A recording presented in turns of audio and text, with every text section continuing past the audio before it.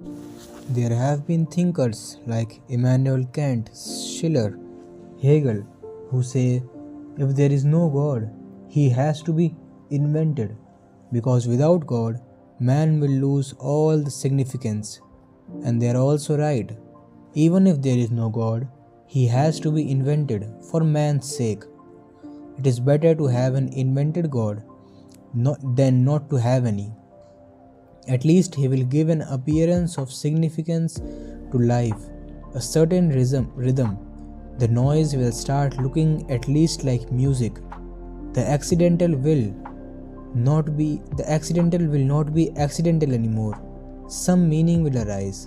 Hence they say if there is no God, he has to be invented. And on the other role, Jean-Paul Sartre, Friedrich Nietzsche, Sigmund Freud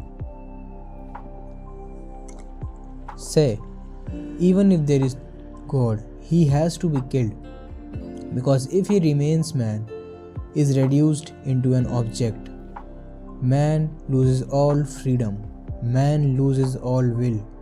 But both are wrong because both are thinking in terms of God, as if God is the other. Kabira says, just as all the mystics of all the ages have been saying, God is not the other, He is you. He is your inside. He is your subjectivity. So, how can He reduce you into an object? He is not separate. So, how can He take your freedom away? He need not be invented because He is already there, and He need not be killed because in killing Him, you will simply be committing suicide, and that is impossible. Nobody can commit suicide. You can drop one body, you will immediately enter into the another womb. Suicide is impossible. You can pretend the game of committing suicide, but you can never succeed in it because nothing can be destroyed. Not even a grain of sand can be destroyed. Physicist says there is no possibility of destroying anything. Neither can something be created, nor can something existent be destroyed. If there is so even about a grain of sand, what to say about the being of a man? That is the highest flowering. How can it be destroyed? Life is eternal. Life is immortal. It changes forms, certainly, just like the waves in ocean go on changing, but the ocean remains. Bodies come and go, minds come and go, but your innermost witness remains always there, and that witness is God. Hegel, Kant, and Schiller are wrong. So is Freud. So is Nietzsche.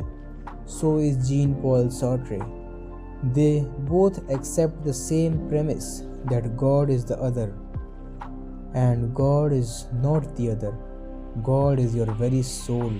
God is already in you. Just a little alertness. Wake up and see. You need not wait for the guest. The guest has already arrived. In the very being of the host, the guest is found in the host. The guest is inside you, says Kabir, and also inside me. You know the sprout is hiding inside the seed. The guest is there inside you, says Kabir, and also inside me. You know the sprout is hidden inside the seed. Exactly like that. Just as in the seed of the sprout is hidden, in you is hidden God. Of course, if you cut the seed, if you dissect the seed, you will not find the sprout. Or will you? You can cut the seed, you will not find anything at all.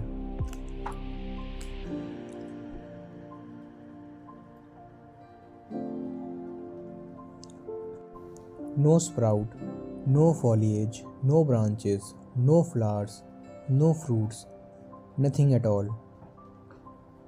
Because a seed is the unmanifest. It needs growth, It needs a right soil. It needs a gardener. Exactly in the same way, God is in you. You are the seed of God. God is not to be worshipped but revealed. You have to grow and become a God. You are not to seek and search for a God somewhere already ready made. You have to grow. Growth is religion. You have to grow into a God. You are carrying the seed. You have to find a soil. You have to find a Buddha field. You have to find a gardener, a master. You have to find a commune where many trees are blooming so that hope can arise in the heart of the seed that yes, if other seeds can become trees, great trees, why can't I? So that longing can arise in the heart. So the heart becomes a flame, a fire, a thirst. In that very thirst, in that very longing, the seed has started moving towards the flower. It is a long journey, but an inner journey. You can make the whole journey by sitting silently, not going anywhere, because the going has to be something inner. It is not in space, it is in your consciousness.